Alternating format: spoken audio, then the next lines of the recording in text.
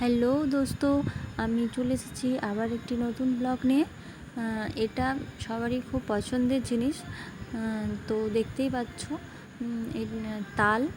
তো যারা চেনো তারা তো জানবেই, যারা চেনো না তাদের জন্য বলি, এটা তালটাকে ভালো করে মেরে নিয়ে, হ্যাঁ, এতটা তালের মাড়ি বলে এটাকে।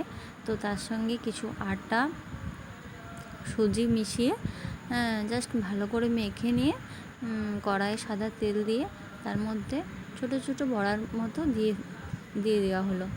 এবং এটা আমার ভীষণ পছন্দের একটা খাবার। এটা যদিও সবসময় পাওয়া যায় না, এই শ্রাবণ মাসে জন্য ওয়েট করতে হয়। তো তোমরা অনেক যারা খাও ভালোবাসো তারা টেস্ট করতে পারো। তো এটা একটু লাল হয়ে যাওয়ার পর এটাকে কড়াই থেকে তুলে নিতে হবে। হ্যাঁ, এই যে মা আমার তুলে নিচ্ছে।